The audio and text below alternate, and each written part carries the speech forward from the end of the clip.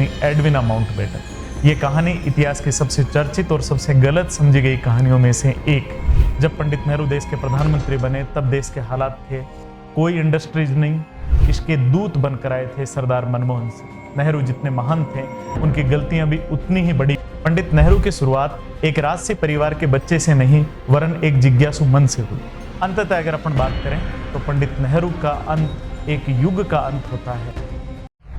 1947 के अंतिम दिनों में लॉर्ड माउंटबेटन ने एक बार कहा था, नेहरू ऐसा व्यक्ति है जो अपने विरोधियों को भी सम्मान दे सकता है, शायद इसलिए इतिहास उसकी गलतियों को भी उतनी ही दिलचस्पी से याद रखेगा जितना उसकी उपलब्धियों को। और सच में नेहरू एक ऐसा नाम है जिसे समझने के लिए सिर्फ इतिहास नहीं, आपको समझनी होगी इंसान की भावनाएं, राजनीति की चालें, तात्कालिक समय की स्थिति, आपको सब कुछ समझना।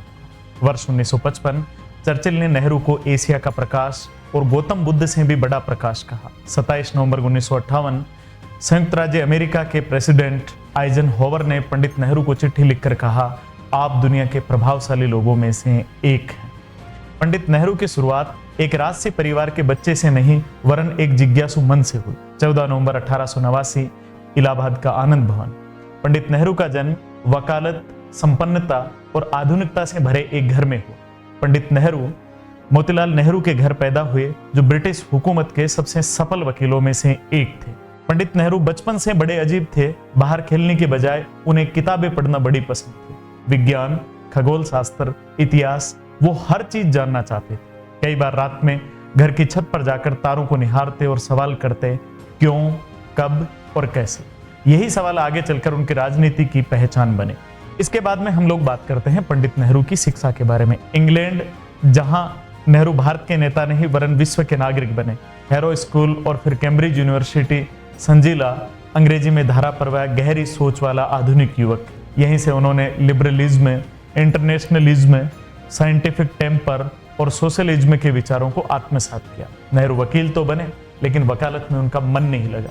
उनकी आत्मा भारत में थी और भारत में गुलामी थी। यही संघर्ष उन्हें वापस भारत खींच कर लेकर आ गया। वर्ष 1916 में पंडित नेहरू की शादी कमला नेहरू के साथ हुई। कमला नेहरू शांत, सहज, सरल और धार्मिक प्रवृत्ति की महिला थी, जबकि नेहरू आधुनिक, पश्चिमी और तेज दिमाग वाले नौजवान युवा थे। दोनों के विचार अलग अलग थे, दोनों का रहन सहन अलग था, लेकिन ये जो विवाह था ये भावनात्मक रूप से गहरा था।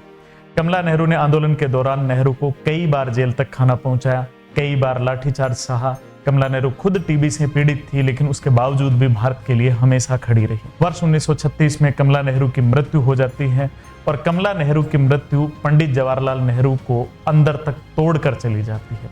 नेहरू का दिल पहली बार अंदर से खाली हुआ और इसी खाली जगह आगे चलकर एडविना की कहानी बनती है। वह क्षण जिस समय नेहरू को राजनीतिक खून सवार हुआ। वर्ष 1916 लखनऊ का कांग्रेस का अधिवेशन। नेहरू गांधी के सामने बैठे थे और सुन रहे थे एक आदमी को जो सफेद धोती पहने हुए, जिसका शांत चेहरा और अंदर एक ज्वाला। नेहरू इस व्यक्तित्व पर मोहित हो गए। गांधी जी ने नेहरू को आंदोलन का रास्ता दिखाया। इसके बाद में नेहरू जी ने युवाओं में आंदोलन को लेकर जोश भरा। इसके बाद में पंडित नेहरू आंदोलन की रीढ़ बन गए थे। भले असहयोग आंदोलन, स्वराज पार्टी में योगदान, नमक सत्याग्रह, किसानों के बीच यात्रा, लाहौर का अधिवेशन, 1930 और 32 की जेल और 1942 का क्विट इंडिया मूवमेंट, जिस दौरान पंडित नेहरू को सबसे लंबी जेल की काल कोठरी में रहते पंडित नेहरू ने 9 साल बिताए और यहीं पर लिखा भारत की प्रभावशाली किताबों में गिनी जाने वाली एक किताब, डिस्कवरी ऑफ इंडिया। जेल ने नेहरू को नेता ही नहीं वरन एक विचारक भी बनाया। अब यहां से पंडित नेहरू के जीवन का एक दूसरा अध्याय शुरू होता है। पंडित नेहरू के जीवन में आती हैं तात्कालिक भारत के वायसराय लॉर्ड माउंटबेटन की पत्नी एडविना माउंटबेटन। ये कहानी इतिहास की सबसे चर्चित और सबसे गलत समझी गई कहानियों में से एक है। इस कहानी को जहां लोग मसाला समझते हैं वहां पर भारत के इतिहास में ये भावुक अध्यायों में से एक है। वर्ष 1947 जब पूरा भारत जल रहा था, चारों तरफ दंगे, खून, डर, इस दौरान एडविना माउंटबेटन भारत की राहत समितियों में सक्रिय थी। एक सरकारी मीटिंग के दौरान पंडित नेहरू और एडविना माउंटबेटन की मुलाकात होती है। दोनों भीतर से अकेले और संवेदनशील थे। कमला की मौत के बाद में पंडित नेहरू अंदर से सूख गए थे और एडविना के निजी जीवन के रिश्ते भी कुछ ठीक नहीं चल रहे थे।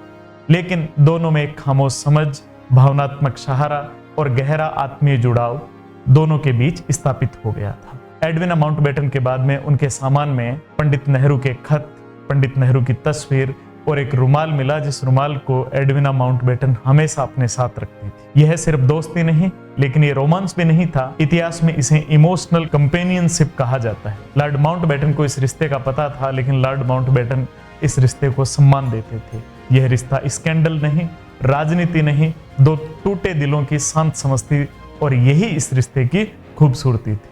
15 अगस्त 1947 को भारत आजाद होता है और आजाद भारत के निर्माता बनते हैं पंडित नेहरू।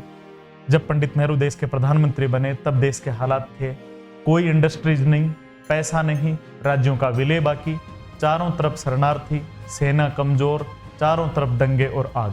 ऐसे में नेहरू ने जो काम किए उसने भारत की बुनियाद रख दी थी। नेहरू ने सोचा अंग्रेज तो गए, लेकिन देश को चलाने के लिए संस्थान चाहिए, संस्थान के बगैर देश चलेगा नहीं। इसलिए पंडित नेहरू ने बनाए IITs, AIIMS, DRDO, Bhabha atomic research centre, planning commission, election commission, ISRO की नींव, नेशनल लाइब्रेरीज और बड़े बड़े भाखड़ा नांगल जैसे बांध।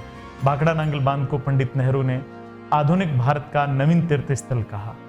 इन संस्थानों ने भारत को आज का भारत बनाने में सबसे ज्यादा योगदान दिया था। पंडित नेहरू चाहते थे कि भारत लोकतंत्र, विज्ञान और समानता पर चले।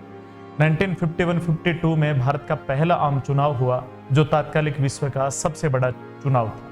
पंडित नेहरू ने विपक्ष, प्रेस और न्यायपालिका को पूरी स्वतंत्रता दी। अब यहां से हम लोग बात करते हैं पंडित नेहरू की विदेश नीति पर। अमेरिका हो या रूस, नेहरू कभी किसी के आगे नहीं झुके। नेहरू ने हमेशा कहा, हमारी विदेश नीति भारत के हित तय करेगी, कोई सुपर पावर नहीं, और यही नीति आज भारत की ताकत है। अब यहां से हम बात करते हैं पंडित नेहरू के उन विवादों के बारे में जहां से कहानी थोड़ी रोमांचक हो जाती है। पंडित नेहरू की चीनी नीति हमेशा विवादों का कारण रही, जिसको पंडित नेहरू की सबसे बड़ी गलती भी माना जाता है। हिंदी चीनी भाई भाई, और फिर उसके बाद में 1962 का युद्ध, ये नेहरू के जीवन की सबसे बड़ी चूक मानी जाती है। कश्मीर का सवाल, जहां पर पंडित नेहरू ने युद्ध को रोककर जनमत संग्रह करवाने का वादा किया। लाइसेंस परमिट का राज, जहां सरकारी पकड़ इतनी मजबूत हो गई थी कि व्यवसाय रुक गया था, और आगे चलकर भारत की आर्थिक संकट की जो जड़ें हैं वो और ज्यादा मजबूत हो गई। फिर उसके बाद में इसके दूत बनकर आए थे सरदार मनमोहन सिंह। नेहरू जितने महान थे, उनकी गलतियां भी उतनी ही बड़ी महान। इसके अतिरिक्त अगर अपन बात करें, वो रहस्य जिनके बारे में बहुत कम लोग जानते हैं। रूस भारत को परमाणु सहायता देना चाहता था, लेकिन पंडित नेहरू ने मना कर दिया। पंडित नेहरू ने अपने जीवन में 10,000 किताबों का दान किया। एडविना की मृत्यु के बाद में पंडित नेहरू कई दिनों तक किसी से बोले नहीं। रात 2-3 बजे तक फाइलें पढ़ना उनकी एक आदत थी। अंततः अगर अपन बात करें तो पंडित नेहरू का अंत एक युग का अंत होता है। 27 मई 1964 की वो शाम नेहरू उठे, काम किया और अपने ही कमरे में शांत हो गए। लाखों लोग रो पड़े, इसलिए नहीं कि पंडित नेहरू भारत के प्रधानमंत्री थे, इसलिए कि वो भारत के प्रथम वास्तुकार थे। नेहरू एक ऐसा किरदार जिसे जितना पढ़े उतना उलझते हैं, जिसको जितना समझे उतनी ज़्यादा विशालता आती है। वो ऐसे इंसान थे, उनमें कमजोरियां भी थी, महानताएं भी थी, लेकिन एक बात तय है कि आधुनिक भारत का खाका इसी पंडित नेहरू ने भरा था।